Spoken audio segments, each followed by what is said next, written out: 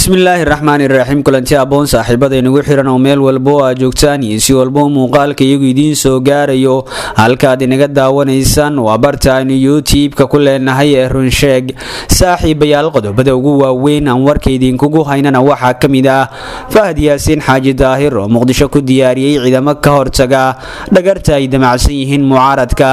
sheekh caan ka ahaa Somaliland oo la tuhmayay in uu u baxsaday dhinaca al-shabaab iyo gudoomiyaha gobolka Hiiraan oo qayladaan muujiyay qodobadaas iyo qodobo kale ayaan saaxiibada inagu xiran oo idiin soo gudbin doonaa hadduu Rabbi raali ka noqdo fadlan haddii aad nagu cusub tihiin waxaan si naxariis leh idinkaga codsanaynaa inaad subscribe inoo saadhaan like-na inagu dhiirigelisaan gambaleelka furataan si warbixinadii ugu dambeeyay aad u heshaan idanka alle saaxiibayaal sida hordhaca warkayga baad ku daawateen haddaynu ku bilowno Fahad Yaasiin Xaaji Daahir ayaa Muqdisho ku diyaariyay ciidamo ka hortaga dhagarta ay damacsan yihiin mucaaradka dawladda Fahad Yaasiin Xaaji Daahir oo kamid ah xildhibaanada cusub ee baarlamaanka Soomaaliya ahna la taliyaha dhinaca amniga ee madaxweynaha qaranka mudane Maxamed Cabdullaahi Farmaajo ayaa diyaariyay ciidamo badan kuwa oo isugu jira nabad sugid iyo booliis kuwa oo ka hortagaya dhagar ay wadaan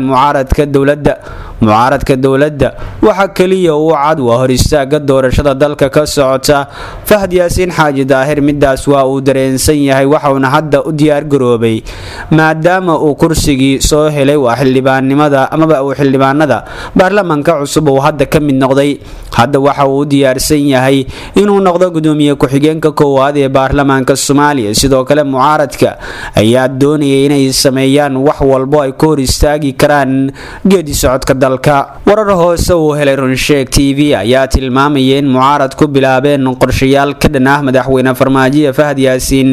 iyagoo doonayay in magaalada Muqdisho ay ka bilaabaan hawlaha ay ka mid yihiin fashilinta amniga caasimadda iyagoo ku raali gelinaya Imaaraadka iyo Kenya balse xog sirdoonku ay heleen ayaa la diyaariyay ciidamo ka hortaga cid walbo amni darro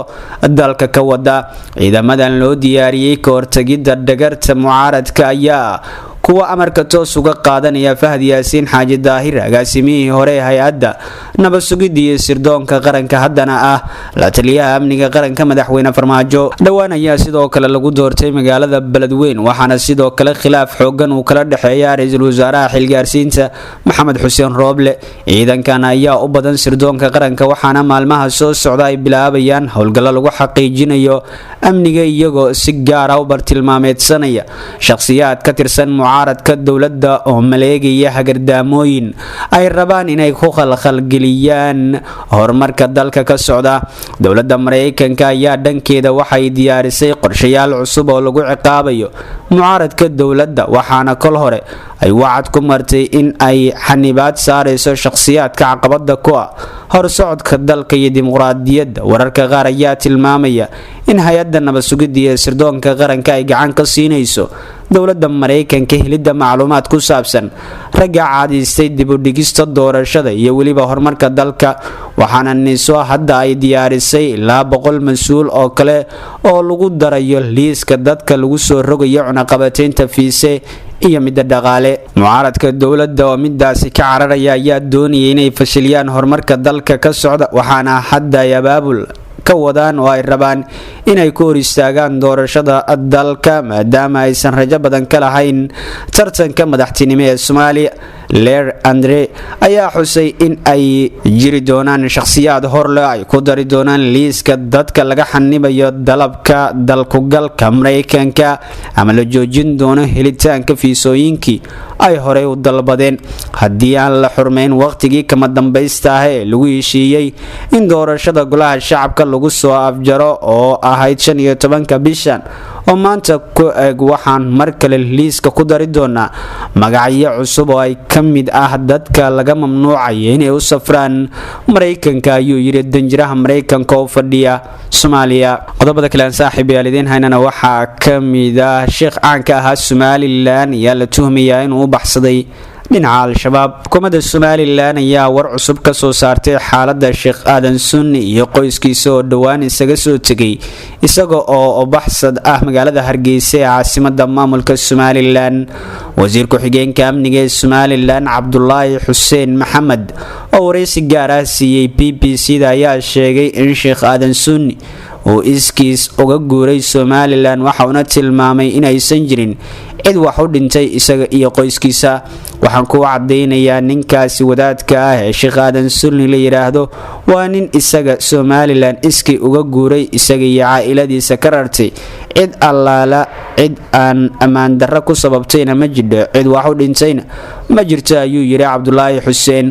sidoo kale waxa uu intaasi ku daray in xogta ay ku heleen in uu aaday koonfurta Soomaaliya uuna ku biiray mid kamida ururada ka dhisan halkaasi sida uu hadalka u dhigay cabdulaahi xuseen oo hadalkiisa sii wata ayaa xuseen haatan sheekh aadan sunni oo ku sugan yahay gobolka Jubbada Dhexe oo ay gacanta ku hayso kooxda al-shabaab wararkan helayno waxa uu inoo sheegay in niman ay saaxiib yihiin oo koonfurta joogo oo barigii horeba lagu xaman jiray inuu afayeen u yahay oo u tagay wararkana soo gaaraya waxay sheegayaan inuu ku sugan yahay gobolka Jubbada Dhexe ayuu mar kale yiri ugu dambeyn waxa uu shaaciyay in ay wadaan baaritaano dheeri ah oo sheegay in ay saameyn doonaan cid kasta oo ka qayb qaadatay in sheekha uu u baxsado amaba uu ka baxsado Somaliland haddaba baaritaan xoog leh ayaynu wadnaa baaritaankaasi waxa uu saameyn doonaa dhammaan cid allaale cid kasta oo arrintaasi ka taakulaysay inuu sheekh aadan sunni ka guuro magaalada hargeysa oo saaxiibada lagu xaman jiray uu guuro sheekh aadan sunni oo caan ka ahaa Somaliland ayaa lagu xiray dhowr jeer oo hore hargeysa balse markii dambe lagu sii daayay damiin sida uu sheegay wasiir ku-xigeenka amniga qodobada kale aan saaxiibayaal idin haynana waxaa kamid ah gudoomiyaha gobolka hiiraan oo qayladaan muujiyay gudoomiyaha gobolka hiiraan cali jeyti cismaan ayaa sheegay in xilligani gobolka hiiraan ay ka jirto xaalad aad u daran oo bini'aadanimo isla markaana haddii aan la helin dowlad ka jawaabta ay noqon karto mid ka sii darta waxa uu sheegay in dadka reer hiiraan ay haysato 3 marxaladood oo kala duwan kuwa uu ku kala sheegay al-shabaab oo deegaan ama degmooyinka qaar godoomisay colaad beeleedyo soo laabtay iyo abaar baasan oo sababtay in dadku galaan xaalad aad u adag gudoomiyaha gobolka hiiraan cali jeyti cismaan waxa uu hadalkiisa intaasi ku daray in maamulka gobolka hiiraan iyo hay-adaha gargaarka ay isku raaceen in si degdeg ah looga jawaabo baahida abaareed ee haysata dadka ku nool deegaanada oo maamulka gobolka hiiraan warkan ka soo yeeray gudoomiyaha gobolka hiiraan cali jeyti cismaan ayaa ku soo beegmayay xilli deegaano iyo degmooyin ka tirsan gobolka hiiraan ay ka jirto abaar aad u daran isla markaana aan wali la helin cid ka jawaabta abaartaasi ku dhufatay gobolka hiiraan qodobada kale aan saaxiibayaal idin haynana waxaa kamid ah go'aan ay qaateen shirkadaha qaar muqdisho ayaa saameyn ku yeelan kara